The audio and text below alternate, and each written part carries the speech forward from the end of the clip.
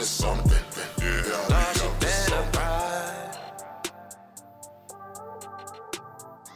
You know, it's hard to find good work these days. Good work is like Sy, you know. It's very fortunate. We got the connections. You know, shout out to TZ for getting Sy here. We've been riding for 4 years now, 4 or 5 years. 6 years. God damn, I'm tired of you. Anyway, so this is episode 72 of the Swerve City Podcast. What's going on? That's how you break the ice. Swerve Strickland right here doing some things. I am, as you're seeing this right now, by the time you'll be watching this, last 2 nights ago, I just got my ass whooped going 30 minutes on live television in the ring with Hangman Page. I shudder to say that word, that name on this show, but shout out to him. He's one of the best wrestlers in the world, a former AEW World Champion. And I went toe-to-toe with that man for the first 30 minutes of Dynamite this past week. By the time you're saying this, it'll be probably next week. But I'm in pain. I'm sore. I literally have scars on my face from this man. I literally have mat burn. But the show must go on, and we're here. TZ's over here. We're doing some big things. We just got off a boat, off a cruise. This is our first episode since the Jericho cruise. Yeah. And we have one of my favorite people, one of the people I was working with about 3 years ago now. It's 2024. I got to do math. Time flies. Yo, like 4 years ago when we started working together. Now she's off doing her own thing. This is a lovely, very talented individual. One of the, greatest, honestly, one of the best talents out there. And she's a free agent, so she's available. She's ready to go. What's up? What's going on, McKenzie MItchell? What's up? Everybody? What a sweet entrance that was. I'm getting good at this, man. Yes, you are. I'm trying. Well, first of all, you've been killing it as well. I have to just note that. Appreciate you. But wow, thanks for having me. I mean, it's been how many years since we've known each other? I was trying to think about that today. We worked together at NXT. Yep. Did you do TNA? I never did TNA. Okay, never so maybe did TNA. It's only been, we've known each other for 4 or 5 years. So you've done TNA before this? I was doing Impact for, what year? That was my first job out of college. What year? 2016 through 2019. Oh, okay. I was at Impact Wrestling, and then I started WWE later in the year in 2019. Okay. So yeah, that was my crazy first high period. I got right into wrestling out of college. I stepped foot out of college and was like, "Here's my first job in professional wrestling." I got lucky. What would you major in college? I was a broadcast journalism major. Okay. Psychology minor. Not a lot of people know that. I don't know what I thought I was going to do with that. Maybe be Dr. Phil or in pro wrestling. That's very Oprah. useful. We could have used I don't know. Yeah. We definitely could. Right? I need you now. I mean, here we are, and this is why we're doing the podcast. I'm here to help. Yes, please. But yeah, I was a broadcast journalism major, and then I didn't know what I wanted to do. I wanted to work in sports, entertainment, or music, and I ended up in Nashville, Tennessee. My first job in professional wrestling, which was Impact Wrestling, and then I ended up at WWE. So it's been a wild ride so far. You know Sami Callihan pretty well. Yes. Oh. Yep. Saw some of his Shout matches. out to the God, man. You know what? I think there was a match at Impact he did where it was like a no ropes match. It was like a barbed wire rope match, and I was like, "Whoa, that is something I never want to do in my life." Good for him, but not for me. Sami is pretty much my biggest mentor in this pro wrestling thing. I wouldn't be here in the position, getting the opportunity at NXT and all the stuff that I did at the time we met without that man right there. So I didn't know you were in Impact. So just to know, I'm just discovering this now, how our paths are kind of connected in a way, all because of certain people. There's a lot of people like that with Sami. That's true. And I always say wrestling is so small. We all end up super small. You know, you were in NXT for however many years. You got released, then I got released, and then here we are today. It's just such a small, cool community that you end up seeing each other down the line. If you're at a signing, you're at another company, you all end up coming back together, and that's really cool to me. Exactly. And that's the fun. That's honestly the fun thing about these things is the reconnection. That's right. Connecting and then going to separate ways and then reconnecting, and then you're just different people, you're different parts of your careers, your different paths and all that stuff. And it's also it's awesome. Now I have the tools. Totally. I have the different tools. I have a different vision of my career now. You've had different life experiences that have changed you and grown you to who you are as a person. And yeah, I totally am with you on that. I think that's such a neat thing about professional wrestling. I'm doing a bunch of signings February through May, and I'm so excited to reconnect with people. In Los Angeles, I'm going to see John Morrison. Shout out Johnny. I don't know what he is in AEW right now. Is he Johnny AEW or was he Johnny Morrison? He is Johnny TV. Johnny TV. At the moment, he's Johnny TV. Ty Valkyrie, obviously. Seeing them next weekend. Next Kelly week will Kelly. probably be Johnny HD TV. There you go. You never know. Right. So I'm excited to reconnect with everybody. Yes. Yeah. Like, we could have used you on the cruise, man. The cruise was a good... Hey, let's do it for next year. I'd love absolutely. to do that, right? Everybody's talking about next year. I'm exhausted. I'm tired. I don't know. I know. Jericho, man, he was really happy with what we did on there. But he's a workhorse, and he loves the party. He loves the party. He loves the atmosphere, and he sets that up so well.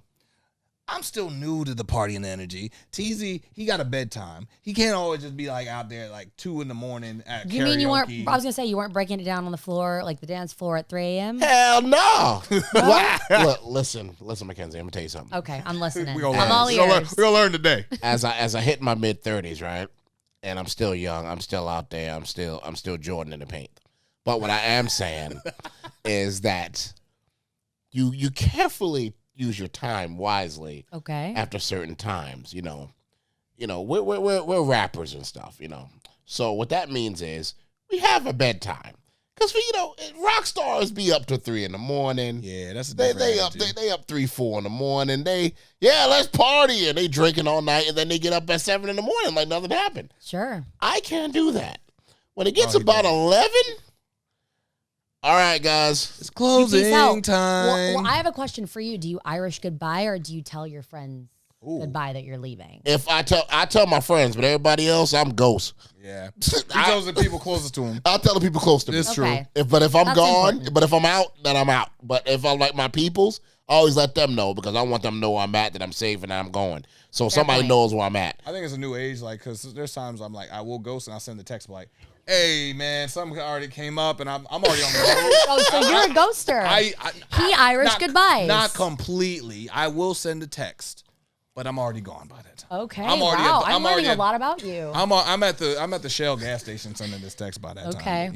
Yeah, Like, I mean, Swerve go? different strokes shoot. for different folks. I mean, It also depends on the atmosphere. I'm like, it's getting a little shifty. time to go. Peace out. What do you got? What do you do? I admit it. I stay a little too long. My husband's always like, all right, let's wrap it up. Yeah, I think it's a man thing. I mean, yeah. And to be fair, like, I talk for a living, so I love to talk. So then I just get in conversations and I'm talking, and then the next thing you know, it's 4 a.m. and I'm like, it's time to go home. But I will always tell my friends goodbye. I think that, yeah, I need to That do could add that. another 30 to 45 That's very minutes. true, though. That's the I thing. know people, and I've watched it, I witnessed it, and I hate being a part of it. I'm like, all right, we say goodbye like 6 times. Mm-hmm. Yeah, it's time to go. At some point, enough is enough. So Mackenzie, I'm gonna give you an example, right? Okay. So let's say me and you have a conversation, and this is how I be. Because Swerve know. Me and you, all right, we'll see you later. Then be like, all right, see you later. So we do this, right? Okay. Start talking again. So, all right, I'll see you later. See you later. and then by the time you read the probably shook hands about 7 times. By Right. the time we out of here, it ends up being like that. And It's monotonous. I think that too, as public figures, I don't know if you feel this way, but as public figures, sometimes you kind of just get drained being around people. You're always on. That's what I always say. You always feel like you're on. Yeah. Yes. And you kind of have to like drain yourself from people. Like when I left the cruise, that Tuesday when we got back, when he dropped me off and I came back home, that Wednesday I spoke to him, but I didn't have no interaction with nobody. I was like, I need to be around nobody for a day, because it's always, like you said, it's always turning on that button. Yeah. And when it's constantly on, you get into overdrive, and you're like, It's a little tough for us because, like, I got to go straight from that to TV. he has to go to work. And I got to interact again. Yeah. And I got to entertain Yeah. again. He didn't get a Then I break. gotta, then that wind down time is very sparse, and you got to, like, turn it up, turn it down, then turn it back up again. I'm like, oh, I need it now. And so, I completely understand that as well. you understand that for Absolutely. years. End of 2023, you get the call. Sure. It was the call, the text, whatever it was, that you're being let go from WWE. I felt that. You felt that. First thoughts that's going through your mind. How was that day? How was the support? Who's your first call? I'm pretty sure it's Vic. But Well, Vic was with me. okay. Oh, wow. I got an email really early in the morning on December 1 that said I had a conversation that needed to be had later on in the afternoon. I had the meeting, knew I was getting released. And it was just kind of a shock immediately because it's like, how do you process all of these emotions? It's such a routine almost. It's became a part of me. And going to work on Tuesdays, working with my husband, it's my being. It's how I'm making my living. And so that was an immediate shock for me. But then it was a roller coaster of emotions. I actually ended up going to Disney that day because I wanted to take my day off, my mind off of everything, right? So I went with some friends to Disney. Immediately, I just called my mom. I'm very close with my family. And so I called my mom and told her what had happened. And then I'd called Chelsea Green. She's my best friend. And so I called Chelsea and she's like, where do you need me to be? Do you need me to come to your house? Do you want to go get a coffee? Do you want to just sit in silence at the house? Like, what do you need? And I'm like, I'm just going to enjoy my day. I just want to go about my day. We'd already plans to go to Disney. Proactive Chelsea. Yeah, right. And she's been there once before. Like she's gotten released before. She had her moment on SmackDown and then broke her arm. And then fast forward, she ended up getting released when others were getting released as well. And so it's just a shock, I think, to the system immediately when it happens. And then you just process and go like, okay, for me, you know, I wanted to give myself some time to process. I didn't want to immediately make a jump and go, okay, now what do I got to do? I got to do all these things. I allowed myself to absorb the moment and go, man, this really freaking sucks. But there's got to be a different direction that's coming. This is happening at the very end of 2023. Like 2024 has to be like the best year yet. You know what I mean? I just allowed myself to feel every emotion throughout that process. So, question I have for you. So throughout that process with you being there, what are some of the things that you learned, even either within your profession or with, you know, your peers? What are some of the things that you learned, like some of the nuggets that you took from your time in WWE? Was there what was the learning lessons from you while you were there? Man, I think it's so good to just learn everything and absorb, like I said, all the information, all of the knowledge. I loved watching some of the matches and just watching how the fans and people would react and how different superstars like Swerve can get the fans on their feet. Like that's such a crazy thing to me that one person can connect with an audience and make them all stand on their feet. Yeah. Like that's wild. And such a beautiful thing too. And so I learned how to express emotion. I think for me as a backstage interviewer, people a lot of the times, like backstage interviewers, reporters, whatever, they get the rap that it's just like, oh, well, you're just somebody with a microphone. And I think that's so false because what I always try to do as the interviewer, the interview is not about me, it's about you. Right. But it's how do you express emotion without saying anything at all? So it was my nonverbal that allowed me to connect to the audience that if you're the bad guy, well, I'm not going to be smiling at you because that's weird. Right. I want them to feel that emotion so that it makes your job easier, it makes my job easier, and it makes the fans' job easier when they're watching the product. Absolutely. Because they go, oh, got it immediately. Even if the sound was off, they know what was happening in the story. That was something I wanted to ask. I was thinking about this earlier today. Building a personality as the interviewer was, at your time in WWE, did you feel like you had that freedom to do that, to build like the McKenzie MItchell personality, like the aura, the different, I wouldn't say character as much, but there's something there. There's like there's more meat to it besides, you know, like, did you have that freedom, or do you feel like now you feel like you have more freedom to actually play around with that a little bit more? Being in NXT, I was really lucky because I was lucky to have a great relationship with Triple H and Shawn Michaels. And I remember working with Triple H and coming up to him and saying, hey, I like to express my emotion when I'm doing an interview. Like I like to adapt to whoever the superstar is. So if you make an offhanded comment, like why would I not just respond to that in real time? Because it makes it's all believable. Like we're actually having a conversation. Right. And Triple H was like, yeah, go for it. Like you're able to spread your wings and do that. For sure when I was at NXT. I know forever like the Raw and SmackDown interviewers kind of get the stigma that they just like, you've seen it inevitably. Like the interviewer, like the interview's over and then they're just randomly holding a microphone. You're like, what are you looking at into the random abyss? But for me, I was able to start. So you know what I mean, right? Okay.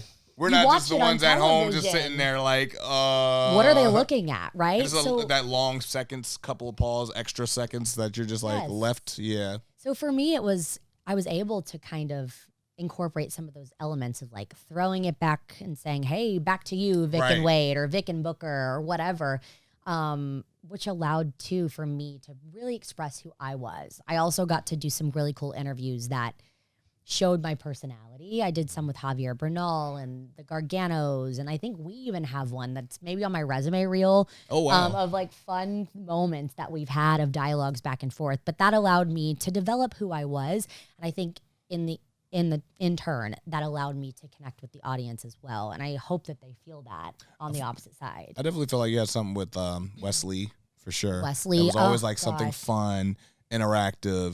It was like, especially like, it's these two together. You know, you're gonna not just get the regular plain old question Back and answer. forth, right? Yeah, And- you're and- going to get some antics. You're going to get some like lively. And we developed that naturally. Yeah. Wes and I are Which- cool. Like yeah. we're friends. And Yeah. so just like us, like we would start the interview and we'd be like, how can we make this different? And so then Wes was like, well, now you can't give anybody else a high five. Like, that's our thing. Ah, yeah. And so then we started doing these high fives back and forth, and it stuck and people really loved it. And then I've told this story, I think, once. The last time you see me on WWE television, I'm doing an interview with Wesley, and I go out and we give a high five.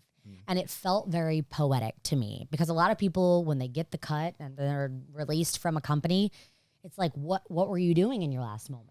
Do you know? Like, were you getting screamed at? Were you losing? What was it? Like, for me, it was a very poetic time that we got this high five. And I think I said, good luck, Wes. And he goes, you go get him, girl. And that's the last thing you see of me. So Oh, for me, wow. that I believe in those, like, there's like, I don't know, symbolism or something there. The synergy felt right that I'm like, man, I could have been yelled at by any talent, but instead it was Wes and I having this cool high five moment. That feels really special to me. And it's kind of sad also because, like, Wes had the injury with the back surgery. So I don't know if that was the last time, but it's like. That was his last match before he was had the it? energies or Yeah. the injury. Yeah, So so it's like Wow. that's so. Did well, when we brother. go down together. Yeah. You know what I mean? Like, I hate to be that, but that's the relationship that we have. We are genuine friends, so it just makes sense. Absolutely. That's amazing. So we had Chris Van Vliet on. Shout out to Chris, man. And he was a phenomenal interviewer as well. Very informative. And very informative. So I want to ask you this, not only from a female perspective, but just from your perspective. From you being a backstage interviewer, you having a podcast now, what is your like nuggets to conducting a great interview, even with somebody if you're backstage? Because people, like you said, people think you're just backstage holding the microphone during the segment, and they think it's just that, and the other person's just talking. But in your mind, what conducts a good interview for the audience and with your peers? Well, I think a lot of people, as an interviewer, as a host, they get so busy and what's my next question? For me, I like to listen. Because you may say something that spawns another question and then we get a different answer and the conversation goes in a completely different direction where you go like, oh, that was not what I thought you were going to say, but it actually turned out way better.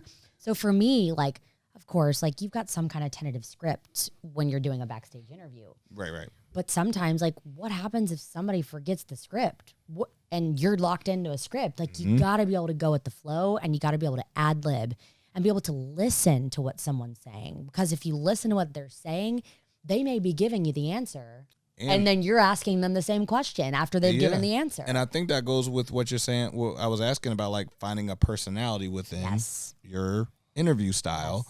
Like the personalities is like, your personality of interview style would play into certain things. Like now you're just riffing. It's kind of becomes like you're like, and that's how you develop your relationships with Yeah. people. Like that's why we're still friends, and that's why when you see people down the road, it feels authentic and it's genuine because it is. Because we were talking about this before. It's like 3 a.m. times 10 p.m. You're still doing a backstage interview. Like you're in that grind together, and you're tired, and you've had a match, and I've been there since 8 a.m. So it's like those are the real moments that are the backside, the behind the scenes that people I don't think realize or they don't see. Yep. But that develops a true friendship and true working relationship with your coworkers. Absolutely. So now that you're out making your own content, doing your own thing, everybody, like a lot of people have their own style of like podcasting or whatever the content they're creating. What is your style now? What do you feel like yours the one is like, okay, this is how we do my show. Sure. You're coming into my world. What is your world? The world of McKenzie MItchell with like going to do these like interviews and things Absolutely. like that. Well, I just launched Threads. It's called Threads with McKenzie MItchell. It's my own podcast channel, it's on my YouTube channel. I had this idea to develop the show concept for 4.5, 5 years. And I was so passionate about this when I was at WWE. And everybody just kept saying, no, well, maybe next year. And I actually filmed a pilot of Threads with Johnny Gargano that never saw the light of day. We filmed it in February of last year. And I followed up right before I got fired, which would have been around November. And I'm like, what are we doing with this content? Like, here's the thing. The concept is there. It's like, you're already making gear. Yeah. You're already wearing things to the ring. Yep. Why are we not talking about that? That's a different side to the professional wrestling business that no one even realizes. It completely changes the dynamic of the story. So you can recount how many times your favorite, I don't know, Dynamite match is, or what your favorite pay-per-view match is, or whatever your favorite Royal Rumble moment, or what. Like, you can Google that and find it on the internet. Yep. But you're not gonna hear why you chose to wear the certain pants that you did, or the special meaning behind your jacket. What's the story? Yeah. That's great. Story. That's actually very clever. That's phenomenal. So when I was told because I kind of do that with the tattoo thing, like the story of your tattoos and why you have this and all that. So the gear is it's a deeper level to who you are as a person. It allows people to get to know you as who you are as an individual, because so many people have hidden stories and messages in their gear that you wouldn't see on television. And what, you wear it for all of 30 minutes. Maybe. And then what? It goes and sits in a closet for however long. So it's like you spend all this money on this gear, on developing this character and who you are and becoming in the ring and why you connect to an audience. There's fans that like love to buy that kind of stuff. That's sure. They collect that thing. Like, I'm auctioning this off to whatever cause or whatever. Charity, exactly. Yeah. So like there's a lot of fans that means something to them, because like that was the match that made me a fan of this. This was the match that I watched with my father, who's no longer here anymore. So I can have a chance to own that gear, find the story of that. That means something to me. So you're connecting the fan base with the professional wrestler, performer, and like it's not just their story, it's our story now. Of course. Yes. Yeah. Yeah, you think about that and you think there's so much to be uncovered. And I got the idea. There was a show that used to be on the network, the WWE network, called Roundtable. Yeah. I don't know if you remember that. Yeah. And it was an Intercontinental Championship Roundtable. I'm pretty sure it was Randy Orton, AJ Styles, Finn Balor. And they got into a conversation and they started talking about a piece of gear that didn't work. And then they like talked about this and went on a tangent for 10 minutes because it was a funny story and it was fun. It was something that they wanted to talk about. And then when you got to the meat and potatoes of like winning the Intercontinental Championship and their moment with the title, they didn't light up as much.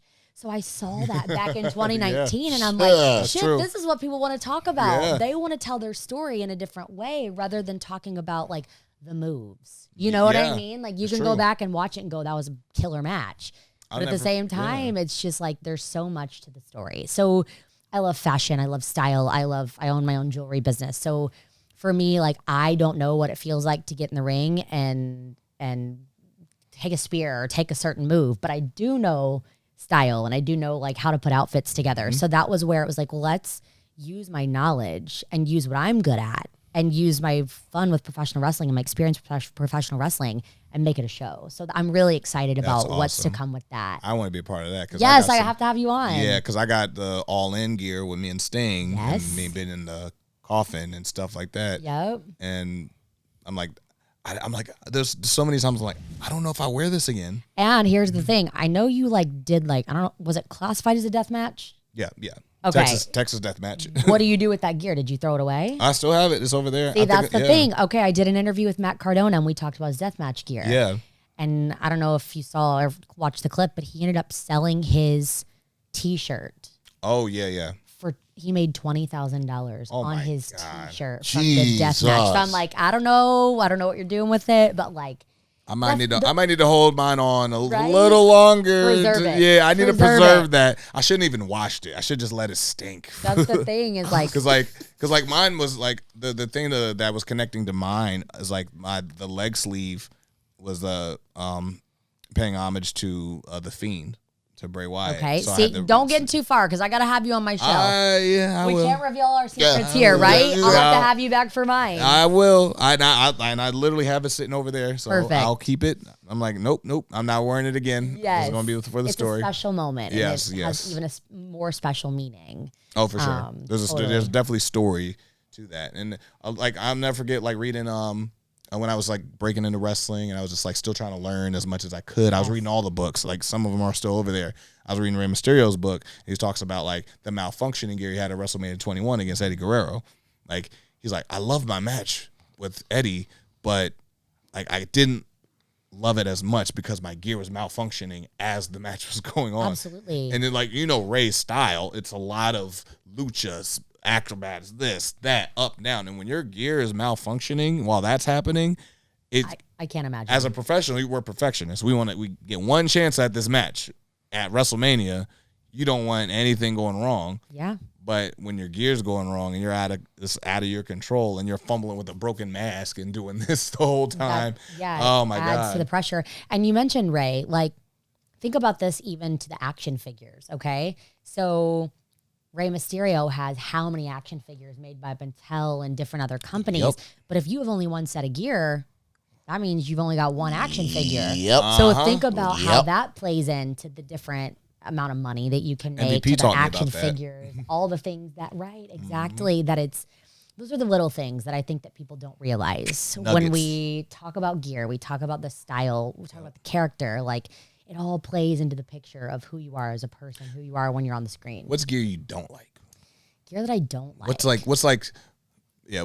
Sorry. Oh yeah. What's some gear you don't like? What's like another of this, or like it chose that with those shoes? Oh girl, like you Oh ever my have goodness. you Oh ever my have gosh. any of Boo those? child in there. Because I ain't gonna lie, I'm sorry, I'm a little marveled out. I don't want to see Wolverine / Okay, this fair. crossover with. I don't want to see Deadpool X like crossover inspiration, because now I Yep. don't even see you anymore. I see Deadpool. I see Nightwing. I see this dude. I see Superman. I'm like it was cool when Ray was doing it when he did like the mid 2000s and stuff like mid 2000s. Now everybody's freaking so and so X with the Wolverine claws coming out. I'm like, all right, Well, I'm a little tired. a lot of people have so much that they come out with too. You know what I mean? Like sometimes simple is better. I I don't think. like the big extravagant. No. I think like what Okay. Seth Rollins is doing right now is genius.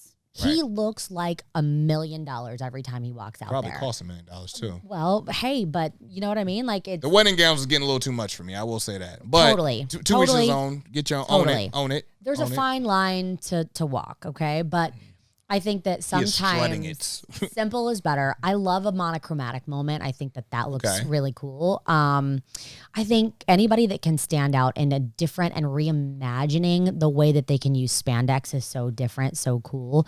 Like you said with the Fiend, like the way that your pants were, like I don't know. I think I think that gear is just so special to people because it allows people to express their personality without talking at all, without having to cut a promo, do you without think- having to have a great match. What do you think Bailey expressing at these pants right here?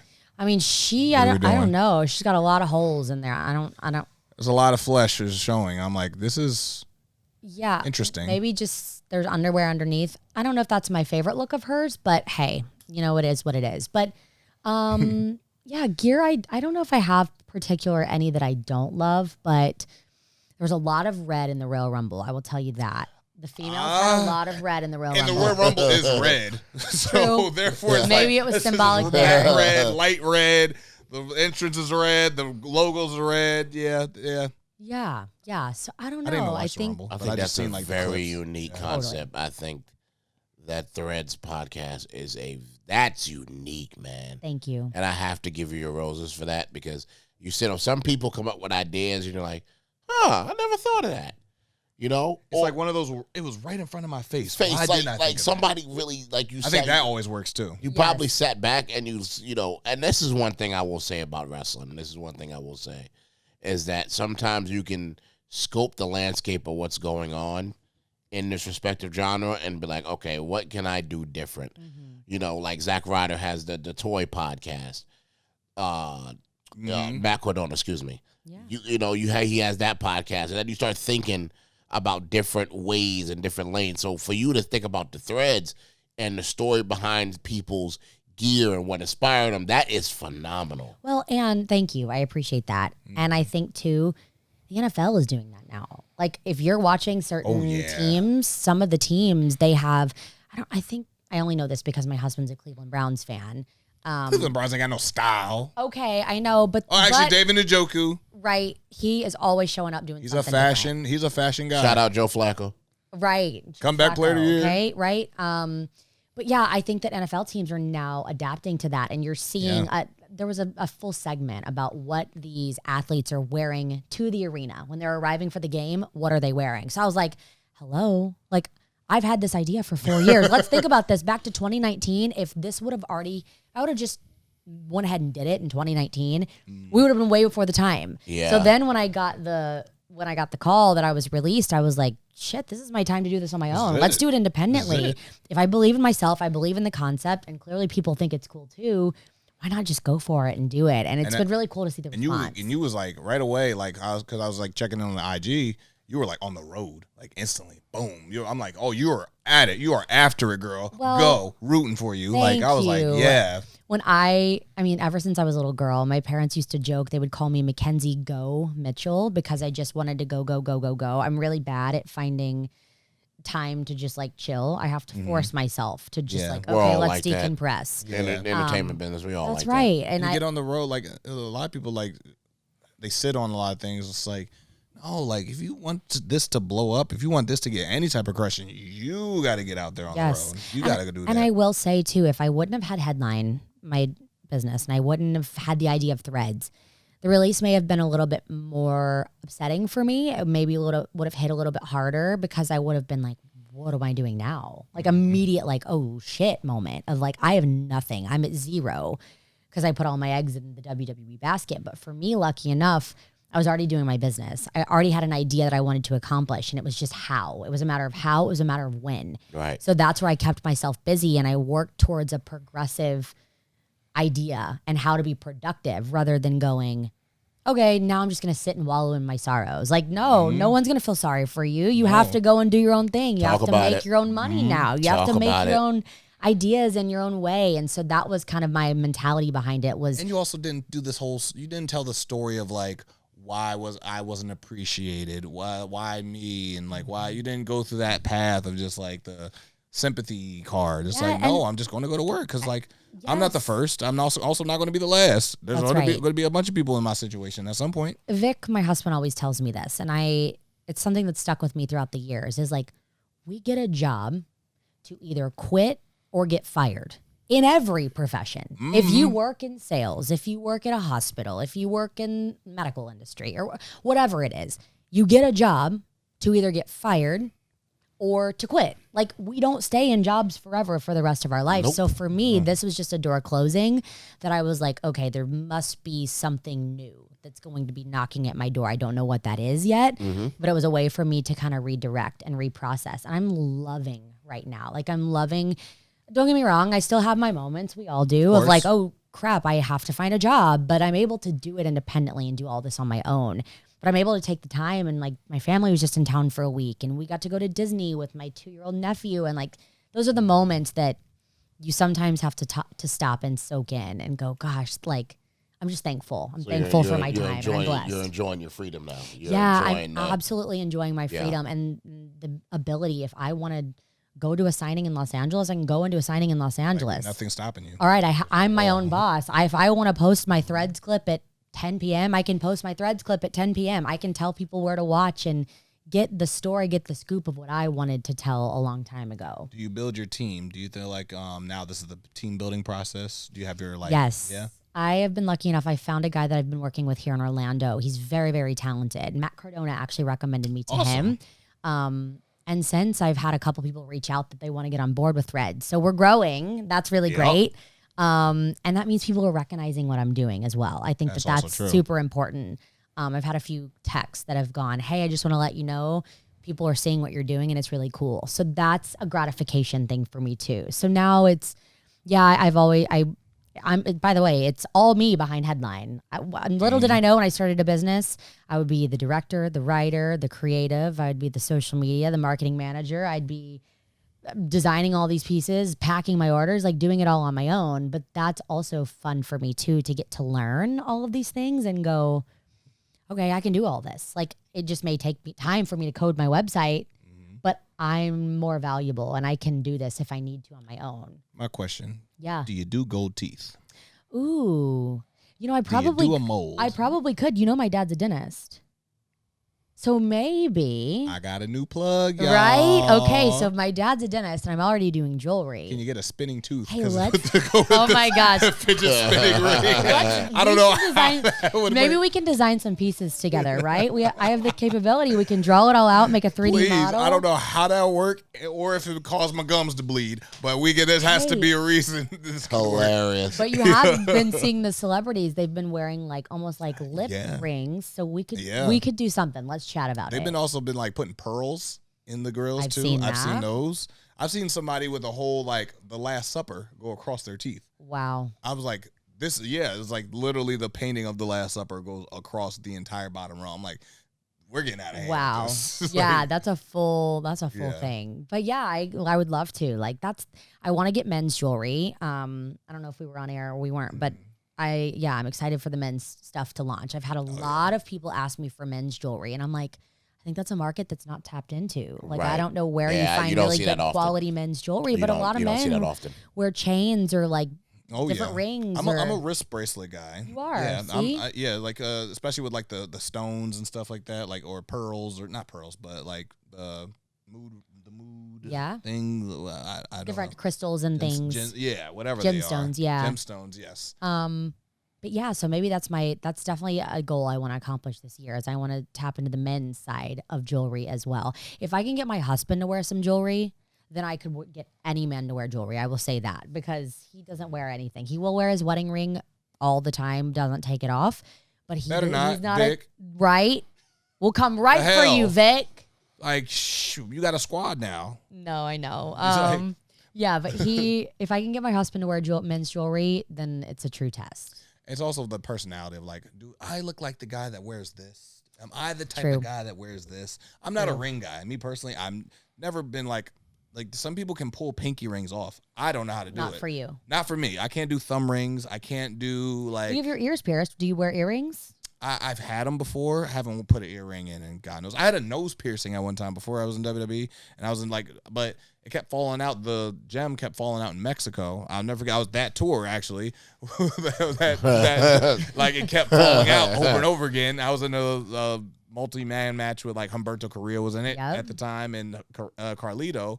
And I just look up. I'm like, why am I bleeding? Why am I bleeding? Right. And so I don't do nose rings. Rhea Ripley is always bleeding because she's always getting her ears, She's a her brave soul. earrings and her nose rings ripped out. I'm like, girl, what are you doing? She has a lot of loose hanging things. And I'm Yes. like, that is terrifying Yes, to me. agreed. As a, like, once again, threads, we can talk about that. People with loose hanging things bothers me. I get anxiety from it. I'm like, why would you have like hooks or chains? And like Rhea has like the a foot could get stuck or well, something. the pants before. Rhea wears like the trunks now. But before she wore like pants and it was always like hoop. Totally. Hoop going down. I'm like, that would make me nervous grappling with anybody. Yes. Or just like snag a ear or something on that stuff. 'Cause Totally. I'm Wrestling's with already you. dangerous enough. Yeah. Dangerous gear and That's threads. right. That's a. I could. Can I write your show? Yes. Can I write? Actually, can I be your co-host? Can we do this together? do this Right. again? Because I have a lot of pet peeves with threads. Hey, you do. There's a I'm learning lot. this about you. Like I don't like to see bottoms of shoes. I don't like it. Interesting. I hate seeing the bottoms of shoes. That's you weird. Is keep- that like a It's- OCD thing? For me, it is. Okay. For me, I don't like seeing like not like necessarily the bottom, the sole. I don't like seeing like if you have a kick pad on, I don't want to see the logo of the Nike right here. Okay. I want it to cover. I wanted to cover all this. I don't want to know what shoe you're wearing. For the longest time as a like I didn't know see what you're saying. You know what I mean? Yes. Like Yes. like growing up RVD, I didn't know what he was wearing under the kick pads. I just saw a boot. Right. How do you feel about that? Well, for me, I understand his position because He's on TV a lot. Me personally, like as a musician, when I'm on stage, I think everything has to contrast when you're on stage. It's the same thing. We're all in the same boat, just different part of the ship, as I say. But I say, like, even with me being a music performer, I think everything, I'm a big fan on everything contrasting, especially with the kind of threads that you wear on stage. And I see a lot of people sometimes go up there and they weren't any damn thing. And I'm like, yo, this makes no sense. Now, you have some people that, like, they put so much into the show. Like, that's why I was always a fan. I know this is an extreme example, but this guy's the GOAT, so he did it this way. Like, everything that Michael Jackson did contrasted. Everything with his set contrasted. Every time he did a song and he did change, everything mattered. Like, I went to a 50 Cent show. Shout out to my guy. And when he did certain parts of the show, and when, like, the songs got to, like, the more somber parts of his show, his gear changed. Absolutely. Yeah. Yes. It went to different. Every time it went to another level, he would switch his gear to something else. And everything contrasts. I'm just a big fan of contrasting, especially when it's on stage or anything like that. It just has to make sense. I'm glad you brought that up because I feel the same. I feel in today's age, everything is put on social media. So if you're a performing artist, if you're a musician and you're leading a full tour, okay? I went to watch Dua Lipa. I absolutely love Dua Lipa. But I felt like by the time I got to her show, by the time I got to where she was in the tour, which was in Houston last year, I'd already seen it because she'd put all of what she was wearing on social media. And the world now, you can just go on anybody's social media and you can see what they're wearing at the show. So it kind of like diminished the appeal of like, oh my gosh, I'm finally getting to see her. Where you look at like Taylor Swift, love her or hate her, she is changing her outfit every city she's going to. What she's wearing in LA to what she's wearing in Minnesota or Tokyo is completely different. And I think that helps star appeal in today's society. Huge. Because if you're wearing the same thing, and I know you used to be able to get away with that back in the day, but now it's like you have to change the way you're doing that as a musician, I feel, because you're entertaining. You want to give everybody a different experience no matter what show you're going to and what city. People like Taylor, great example. People like Taylor, people like Beyonce, people like Queen. People like an Adele, people like that. They have a way to keep their mystique as well. So they're not on social media with everything. Oh, I'm going to the show tonight. I'm about to perform. Yeah. And then you don't see what the dancers are going to be wearing. Right. You And then don't see any of that. You see this, they'll do this, and then like an hour later they're on the stage with the same thing. I'm not a fan of that. Like you have to blend it. Even if you're doing like, for example, I know this is a great thing. If I'm doing behind the scenes content or something, right? Let's say we're doing a show and I have the cameraman and I'm doing a behind the scenes thing. I'm about to do the show tonight. We're about to tear the stage up, That clip, you see that? When I'm on stage, I'm not wearing the same thing. That's right. You know what I mean? Yeah, I do. I absolutely do. It's that simple thing that it helps your appeal, your star quality, and it shows that you actually care about your brand because you don't want it to look cheap. You want it to look like you are a star. You are the person people are coming to see. And I think a lot of people are missing that now. Not only do I think social media messed up, but I think it's just a different time now, and people don't see that. But that's why I commend wrestlers so much, that the ones that do it right, because somebody like Swerve, people that really care about that and they see everything. And like me and him always talk about, optics is very important in this. And I think that people kind of lose track of that, and they kind of get comfortable because they think that, they're fans of mine, they ain't going to care. Yeah, they do care. You notice it. Obviously, you have a podcast about it. You see it. So that's the kind of thing I always say. I don't mean to get too long-winded about it, but just to express my thoughts on that. For sure. And I think that's why it's such a fun time in wrestling right now, is because wrestling's hot. People care about it. People want to be involved. They want to take their kids to the show. They want to watch what's going to happen. I mean, crap, look at what's happening right now with Rock and Cody, and like everything is blowing up right now in wrestling, and it's really fun. It's a cool opportunity if you're a professional wrestler, if you know the business. So yeah, I totally agree with you there. You want to see a star. You want to You want to connect with them. You want to see your idol, if you will, whenever you come out to the ring, whenever you're making your entrance. It's a completely different vibe. For me, I always try to like put on something that is kind of, it has to have me attached to it. Like me personally, this is something I would see Swerve wearing. It's nothing too far outside of the field or the realm of what Swerve, Strickland, it would possibly would wear, but it's also so far away from it what anybody else on the show is you're gonna see. Yeah. I also I pull inspirations from other things like outside of wrestling too. I barely watch wrestling to get my inspirations for it. I have to pull something away, and that has to be like, what would that look like? Totally. How would I take that and turn it into a physical embodiment of me? What would that look like? And a lot of times it comes in with gear. Sometimes it comes in with like just the walking gear. Sometimes it comes in with like, as artists, they want to portray an astronaut. So the theme is space, and it comes in with their performance gear. So like sometimes it's not, me personally, I like seeing like artists wear something that you wouldn't wear on the street. That's not an outfit you would wear. Like Janet Jackson would wear something that's not an outfit you just wear to the club. That's like something just so abstract and so far left, but that's part of the show. It's a show. I feel like I'm watching like Space Odyssey 3000. Well, you know? And for me, and I can imagine the likes of Janet Jackson and Dua Lipa and all that we mentioned of the celebrities, but like I have a ton of clothes that are all what I've worn on a wrestling show, but I'm not wearing that to girls' night. You know what I mean? Like I have no in between. That I'm like, I'm not wearing this. Shit, I'm wearing my fur coat. Right. Like I'm wearing like I'm not wearing this. I've got like what I wear on TV, and then I have like sweats. I'm like, where's the in between of that stuff? Because I mean, you get it. Like you're on television. But you ain't gonna wear that on Orange Street going downtown in Orlando? What? Nope, sure not. Set out and stunner. Be a stunner. But I also think too, just because you mentioned this of the behind the scenes, I think the world of music has changed in today. It's big. Anybody can go viral on TikTok.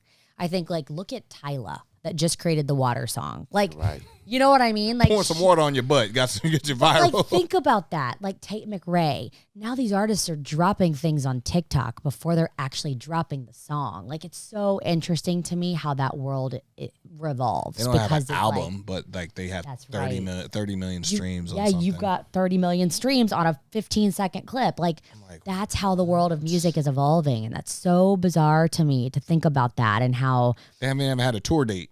Right. How these artists are portrayed on social media. And then how do you get out there? How do you perform when you're holding up a 2-hour show? Do you think it's helping or hurting the game a little bit? I think it's hurting the game. Yes, it is. Absolutely, I do. Because I think anybody's just trying to go viral. I'm putting up something on TikTok, on Instagram Reels to see if it sticks. And it's been beautiful for some people because they're able to get recognized. But at the same time, can you complete an album? Like you said, can you give us 12 songs?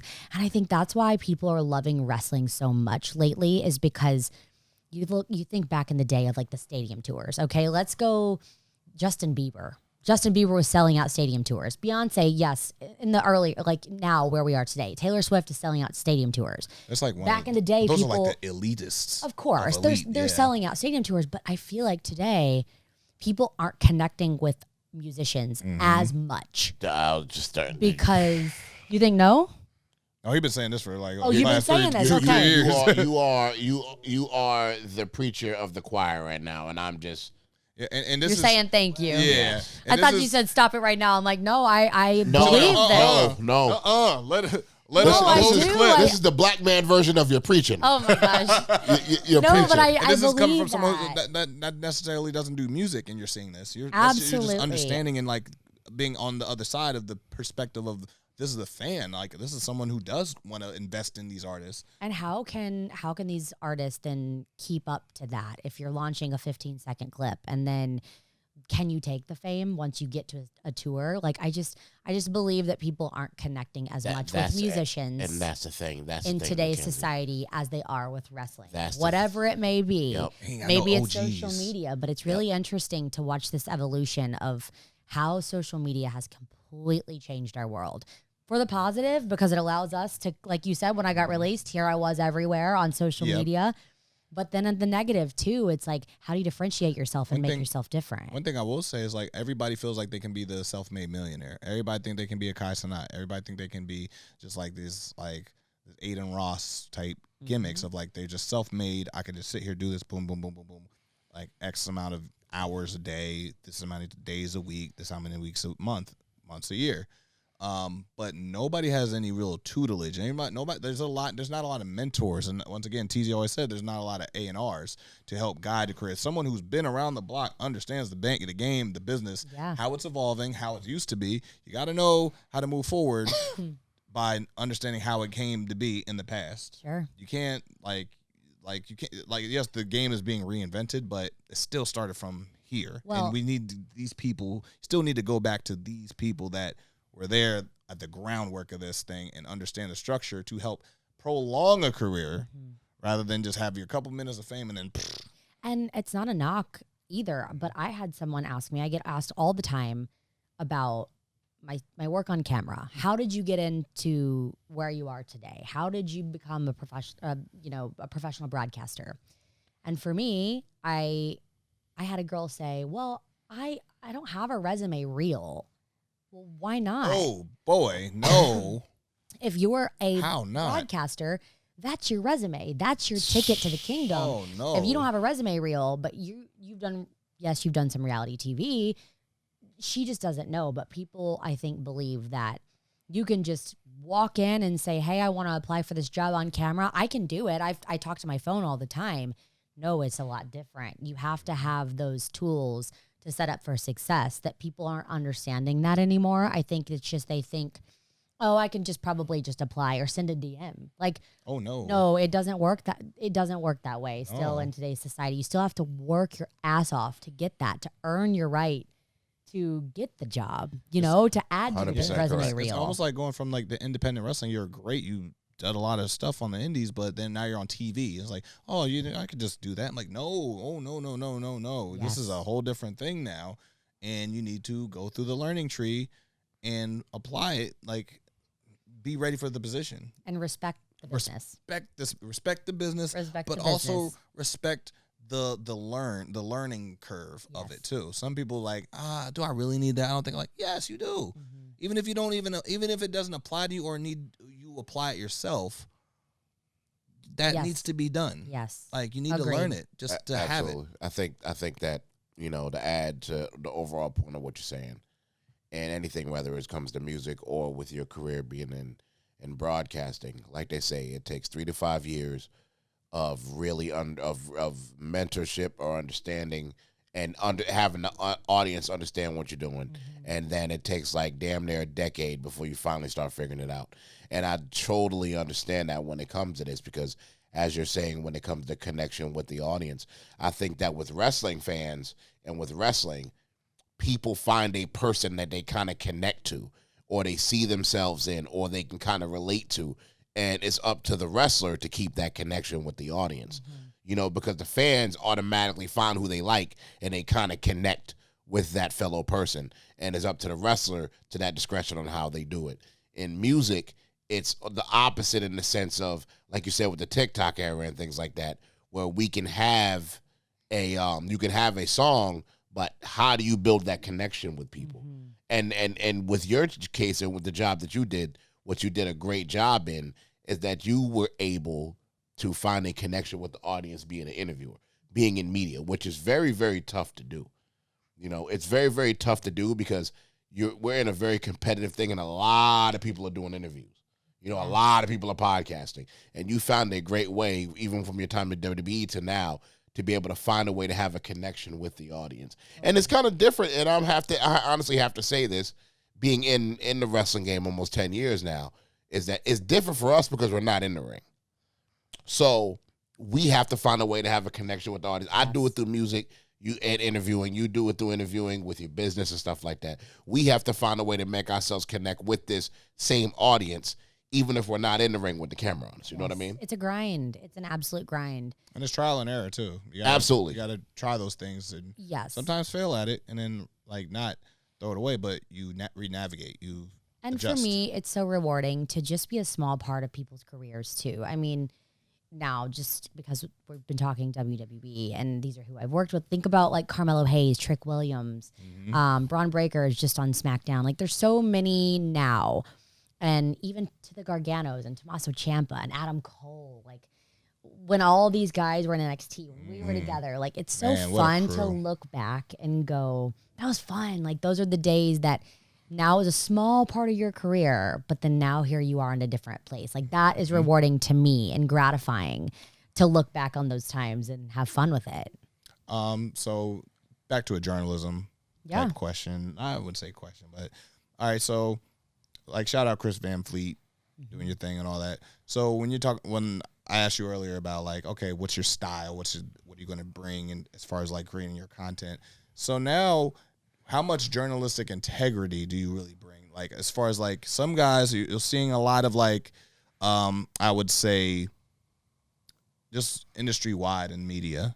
A lot of people are going for like the gotcha moments, or like, oh, get so and so talking about so and so, get a viral spin, like the Cat Williams type thing. Yeah, that's what it is. You're seeing a lot of that, and you're also seeing a lot of guys like we saw like Chris Van Fleet recently had like a Patrick Clark come on there and things like that. Where do you feel like your journalistic integrity starts, and where's your line? Where do you feel like, okay, great question. That is a great question. That's not where I go, because that's not what I do. Yes. That's not what the kind of product that I put out, and understanding that kind of thing, instead of just being like, oh, no, I'm taking anything, whatever you say, let it go. Where do you feel like you personally fall in those type of categories? Well, I think the cool thing about me is I have genuine relationships with the people that I'm interviewing. Right. And I'm not just getting clickbait, just getting any kind of clicks with people. My intention in any of Threads is to be able to tell stories that have never been told and tell them in a tasteful way. So it allows the character, the person, whomever they are, to tell their version of the story rather than what you see on television of a version of a story. So it allows them to speak on what's important to them. So I think there's a fine line of like, what are you, like you said, what are people wanting? What content are you putting out? Is it content to get clicks on the internet, which is what the entire TikTok era is? We've talked about this a lot. For sure. All of social media.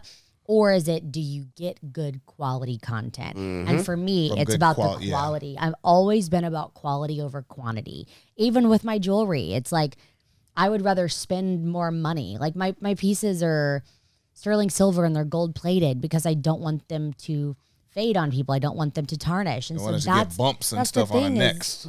Exactly. That's the thing is like I'm a more quality over quantity person. For sure. That I would rather have quality content that's putting out there that is deeper and it makes you feel good and it makes you get an emotion rather than just like, oh, I clicked into this because I thought you're going to tell a story and then that just made me click in. Like, you know what I mean? Like nobody needs that. There's too many people doing that right now in today's society. Yes. Like now, I'm not trying to figure out a way to sway my way out of it, but just in a sense of like, even if it's someone telling their truth on certain things, do you start certain times to be like, you know what, this is not what I still want to present. Yeah. This is not how, or even if it is the truth, I don't want to present it that way. Or are there certain topics, or there's certain artists, performers that are just like, not right now. Well, and I think that's a good... Yeah, especially when you want to start off. Like, you want to start off pretty good. And I think for me, it's just a matter of, like, I have to fill out the situation. You know? Like, I think that my intention is not to take the show in a direction that it's like, I just want to get anybody to watch it. I don't care what the numbers are. I just want you to keep watching my show. Like, that's not me. So I think it's a matter of who I'm selecting for guests as well. I think that's a big thing for me is... it's quality over quantity. Like my second guest that I have coming on is Mandy Rose. And spoiler alert, my third is Tori Wilson. And so I'm having really fun. Tori is like someone I've always would love to talk to. She's just so beautiful inside and out. And that's the thing is like I'm selecting people that I love, that are genuine and that I feel their energy. I'm not just going to get anybody on the show just because it's like, oh, that's the hot let's topic do it. right now. We got to do it. I want all these he's kind of sparking. He's just letting everything go. Let me catch that wave of like of the momentum of them, especially when they're vulnerable and letting off all this like steam and all this like nasty truths and whether it's, you know what I mean? So for me, it's more of a processing thing of like taking a moment, selecting my guests. Who do I want to have on? And what's our intention? What's our purpose behind the interview? For sure. If our purpose behind the interview is just to get clicks, like that's not me. My purpose is to allow people that maybe didn't get a chance to talk about Mandy winning the NXT Women's Championship of what she was wearing. And we have a story of like the wings she's wearing. And there's so much to be unveiled there that I'm like, I didn't even know that about you. And so there's and that's kind of unfortunate because like a lot of people, I'm pretty sure when she did do a lot of those interviews, they kind of just went past all the positive stuff that she was doing, you know, for a year. Like she was doing a lot in that year, and they kind of like zoomed past that to like, oh man, this hot topic of why you got let go, and let's talk about this, talk about your freaking content and all the stuff that we're building. I'm like, okay, yeah, but I've also like worked hard and built up all this, like, you know, and had some really cool moments. So to sum it up, that's kind of, it's more about the purpose of the interview and the content of the interview of what's the meat and potatoes of it? What are we going to accomplish that people are going to learn, that they feel like closer to that talent, to that person, to that whatever, in a very tasteful way, if you will. Okay. That's great. The thing I love about what you said, which is something that we do, something that I've done my whole time broadcasting, things of that nature, is you have a point in why you're doing it. Mm-hmm. And I think sometimes with content nowadays, you know, it's funny because, you know, me and Swerve would be in the car drive, we'll listen to a lot of podcasts and stuff, and we'll see just people talking, saying a whole bunch of stuff. And we was just in the car. Some getting their information wrong. And we were just like, you know what? If you look at a doctor, or you look at a lawyer, or somebody like that, they have to pass a bar. They have to pass a bar exam, or they have to do like 7 years before they get their degree. I really feel like some of the people that's doing these interviews and podcasts, you need to pass a bar exam, or you need to really a qualification of some you really sort. have Show some me your kind of credentials. qualifications. Right. Like I think some of you dudes need to do like the same time it takes somebody to get a doctorate. Some of you cats really need to do that before you get into this, because it's easy. It's just people just get a microphone, they just start saying anything. But looking at your content, because I did my research on you, looking at the clips of your interviews, I'm like, okay, she's very poignant in what she's saying, and she has a purpose in why she's doing what she's doing. And that'll always get you far, and that always gives great content, because you're not just going for the, oh, hey, so when this happened, or you're talking about drama or stuff like that, which some people go for. I'm not necessarily a fan of it, but, you know, I understand that you have a certain point of what you're doing. So, and to cap that off too, just one more thing to put a bow on it. I have to remind myself, and this is really important as we edit each episode of Threads, because we're editing Mandy's right now. I always want the content to be about the gear. It's so easy in a podcast and a YouTube show to bring it back to, well, how did it feel to win the title? No, that's not what the show is about. The show is about the gear. So I remind, off real quick. Thank you. So I remind myself quite often of like, it's not about the moment. We've heard the moment. We've seen the moment. We all watched it. We lived it. We did it. But why is this different? Why are you tuning in? Because you want to watch the show about the style, about the gear, about that person, who they are. Mm-hmm. So that's something that's really important to me as I keep editing throughout the shows, or I talk with my editor, is we can cut the parts and make it an exclusive if you want the exclusive about winning the title. But like, we want to really focus on what made that special. On what the gear is. Yes, right. Exactly. My thing is always like, and it can even be, sometimes like a lot of things dive getting way too negative into content and all that stuff. Like, there always has to be an upswing of like bringing back to positive. People do want to feel good at the end of these, like watching something. Especially it's like a movie. You're telling a movie in a sense. It's like, okay, we have our pitfalls, but we gotta kind of climb back up and have an end some with laughs. something like laugh, enjoy. Like, okay, like you're talking about like all the struggles you went through. All this is terrible. Oh my God! Like, oh, you gotta like, and then it's just I'm like, can I get some rays of sunshine every once in a while? And not everything needs to be dark. Not everything needs to be negative. And like at least spin it to something where, okay, we got into a positive like moment from the darkness. Mm-hmm. And because somebody was like, I always I always think that somebody's watching and wants to be inspired. Absolutely. There's somebody, we're touching somebody out there watching this. We're inspiring someone to finally get up off their couch and go to college. Totally. Amen. You know, You can do it. you can. Yeah. You can. Yeah. And hopefully, like, McKenzie can do, like, man, I always thought about doing jewelry. You know what? Let me go call that guy that I've been avoiding. Yeah. Like, Or if you want to buy some jewelry, I got you. Yeah, Hey, or- you know what? Come to me. Come to Right. you. Team up. Maybe there's something to offer her that she just doesn't have yet. For Maybe sure. there's something like, these are tools. Yes. I always look to YouTube as a tool. When I can't fix my TV, I go to YouTube to watch a guy that knows how to fix that TV. Right. That is a tool. I kind of want the that's why I want the Swerve City Podcast to be in a sense too. Like, man, I don't know how to get the broadcasting. Let me watch the Swerve City Podcast about someone who does broadcasting. Maybe there's a connection there, you know. So Yeah. that's where I'm at with Yeah, it. I know. I feel that. I feel that too. I completely agree. That's essentially too, when I got released, not to bring it down, but when I got released. Oh, we're sad again. No. But this is a positive, I promise.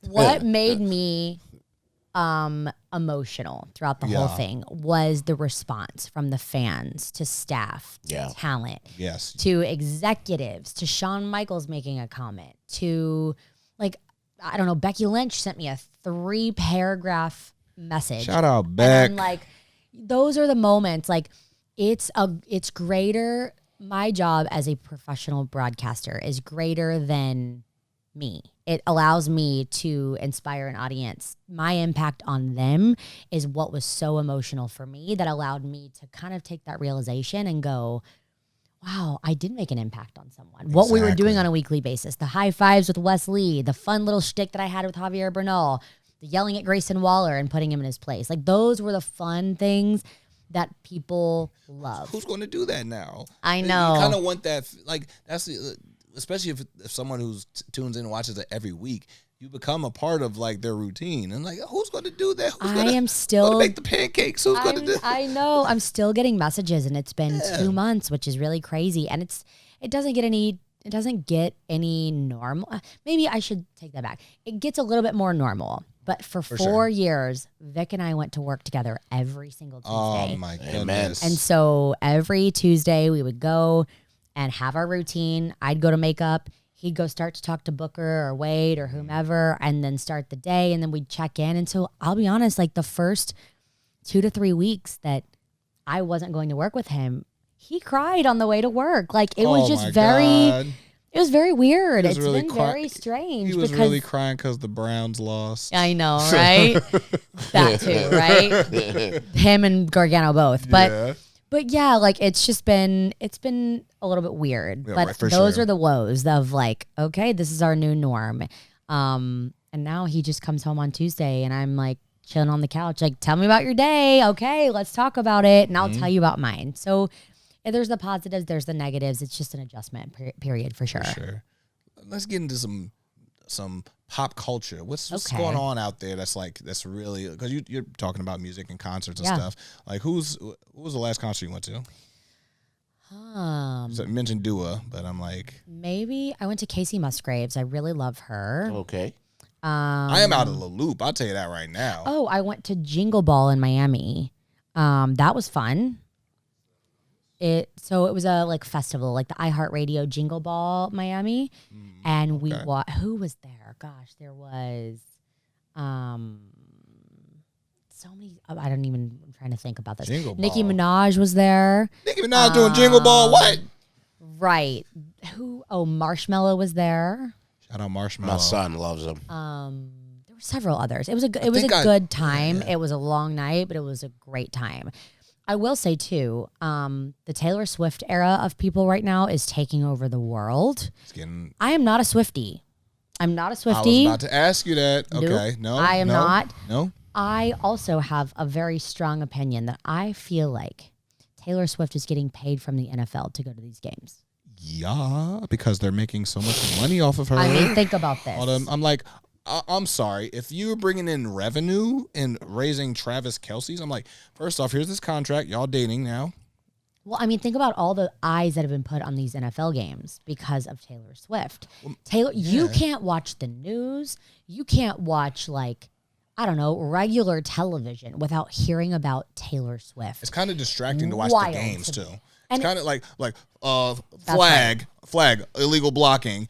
Taylor's, what's her reaction That's to this? I'm right. like, I don't 100%. care. I don't care Taylor's reaction to offsides. I really don't. And Like, good for her for being this big of a star right now. But at the same time, I'm like, there's got to be some underlying wild things that are going on because she's got to be making so much damn money off of going to these games, being in a relationship, being on a world tour, it's you worth, name it. it's I'm worth like, it though. You think it's worth? I think it's worth the investment. These Swifties are like on another level. Like she does no wrong, ever. Yeah. So I don't know. I think the Swift era is very Her and the interesting. Beehive, I'm not a, yeah. I'm a big Beyonce fan. I went to the Renaissance. I didn't go to the actual tour, but I went to the theaters and watched her backstory behind that. I don't know if you guys have seen that. Okay. If you have not, it's changed. Yeah, It's so inspiring. I didn't realize that Beyonce is so behind all of her production. The Renaissance tour took her 3 years to put together. It looks like it. And she is the brainchild behind all of that. Okay. So Queen Beyonce is like dreaming it up. She's a mom. She's taking care of all of the things. And she's also saying, people were telling her no, that things don't exist. And she's going, yes, they do exist. And let me show you on Google and let me pull it up on Amazon and I'll order it myself. Like she is breaking barriers. And that was so inspiring to really watch. Cool. For me, somebody I went to see, I think it might have been the last concert. If you don't count the festivals, do you count a festival as a concert or do you count like a concert? I don't know. I said Jingle Ball Miami, but I think the last one I went to was Casey Musgraves. Okay. So how about you? Mine was Tyler Creator. Okay. He's another one that's kind of like a brainchild behind every single thing. And you honestly understand, like, there's no way all this happens without, there's no way all this happens without his vision. And people all like understanding, like, no, I have to be the guy on this. Right.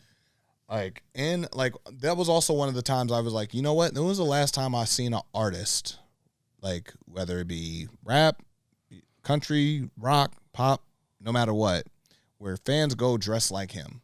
He's one of the few I've seen like that, where like everybody's wearing the cardigans and like the hats and like the sweater vests and all that, like from 12 years old all the way up to like 30. I'm like, that's the demo. That's a relatable thing. That's a demo. So, and then like kids who are like transsexual, pansexual, like homosexual, lesbian, like all these different types of kids growing as groups. It felt like I was at the mall. Wow. It felt like I was at the mall. And so I'm like, he's catering to all these different demographics. Everybody's dressing like him. Everybody's acting like that's like a connection with the fans. Totally. I and agree I haven't with that. seen that in a long time in the hip hop world where people go, I'm going to dress up like Tyler to go watch Tyler. Yeah. That's really cool. Yeah, that's very interesting.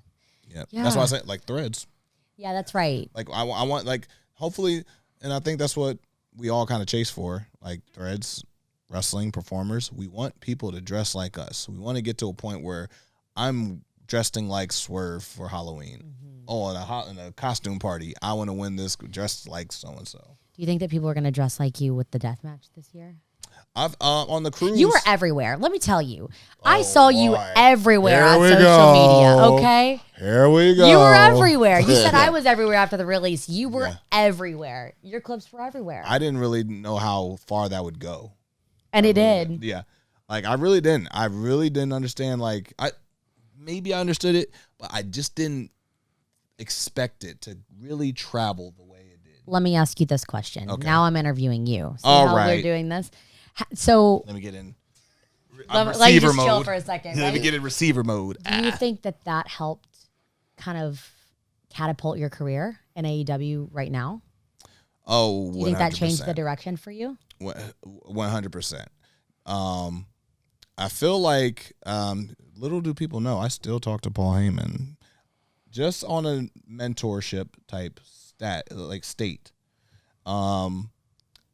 I go to him for advice on like my promoing and my segments that like when I was doing like the home invasion type segments and all this stuff. I was like, how did this make you feel? And I would get reception back from him. I'm like, it feels like you're an intimidating person. And I was like, okay, cool. I got that feel from that. How do I put that in the ring now? And there's something about the part where it's stapling myself and stuff, self-inflicting. That is a different type of fear and a different type of just like intimidation tactic that we don't get to see on a national stage. And I feel like that's what catapulted me. Is like, wow, he's committed to the bit. Yeah. There's literally like 18 staples across my chest throughout that match. Oh my gosh. Yeah, you'll see photos and stuff. There's close-ups. Yeah, they're sticking there. There's two in my cheek. Yeah, I saw the one on your cheek. Yeah, they stayed in there the whole match. It never moved. And literally I come to the back. They're literally pulling them off me. And I was like, oh, that was there too? I was there. Oh my God. I'm like, they're literally pulling them out of my body. And then the adrenaline finally come down and you're like, what? I hurt now. My body hurts. Or were you cool? I was good. I was actually good. I went to the Rams game the next day.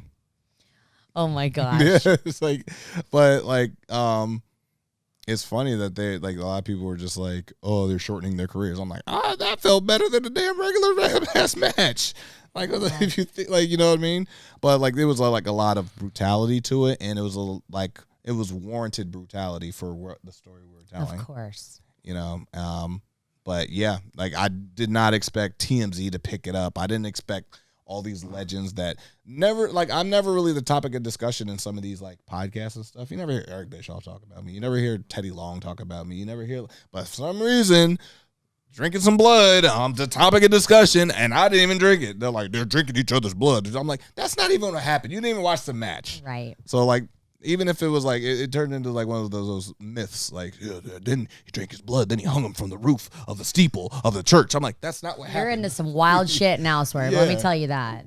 Like, that never happened. That never happened. So now it's like this myth that just keeps like, it gets the story of it gets bloodier and more gruesome. I'm like, hey, maybe you should just add to the story each time. Just make it weirder and weirder. That might be the move. Then just get people. What? That might be the move. Yeah, you should just keep getting people involved, and then the story grows, and then it keeps on growing, and then the next thing you know, like there's some crazy wild shit happening that. You know that was did really. You see it? Yeah. You know that was really a machete. Yeah, that's what really cut it. Right? You know, I'm just gonna let the story just take shape. Should. I'm like, I'm pretty sure y'all didn't even watch the match. Right. Totally. But, yeah, and like, is there any movies that's coming out that's like popping? The theater has been like a ghost town to me. I have not wanted to go see anything. Yeah, I haven't either. Yeah. I haven't been. What did I just go and see? I don't think we went to go see Iron Claw. We went and saw Iron Claw. Okay, yeah. I still got to see that. I still got to see it as well. See it. It's great. Yep, It's I've awesome. figured. There was a few other things we wanted to go see, but we haven't been like. But there's nothing to like. You're just like, I got to get out of the house to go see that. We have I have two stepkids, and we try to take them to the movies to get them out. But the movies since COVID, it's just not been the same. Like once you can just go on HBO Max or go on Amazon Prime or whatever the next day and watch like. You just want to watch from the luxury of your home, and you can pause and take a bathroom break, and then get more popcorn, or if you want to pick it. That's right. Yeah. Like, it's just different, and there's something too that's a little sad about that, a little nostalgic. That you're like, man, I wish people still had to go to the movies, but at the same time, he talks about people wanting to go to the store to pick up a CD. He talks about that all the time. Yeah, it's just I don't feel the same emotional connection to movies anymore. Same way as music. I think as everything has become super accessible to us, it's kind of given us the feeling and the experience of the project or the album. Every single week there's an album coming out every week from somebody.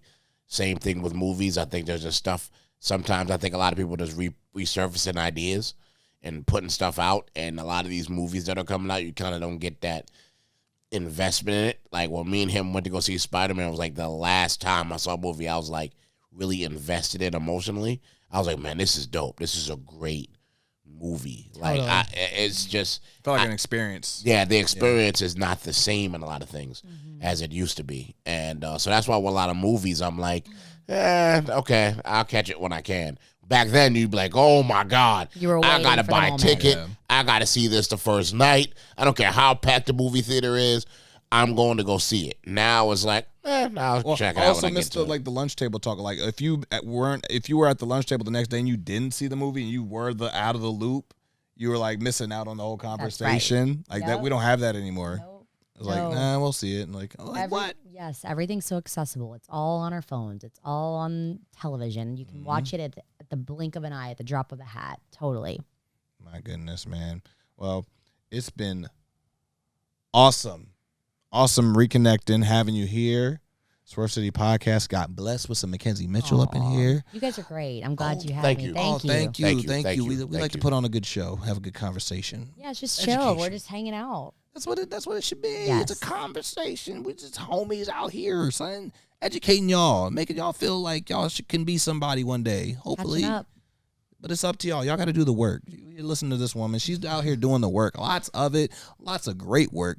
And hopefully it inspires some of y'all to get out there. Go buy her jewelry. One more time, plug it. Thank you. Yes, Headline by MM. I'm McKenzie and MItchell on social media.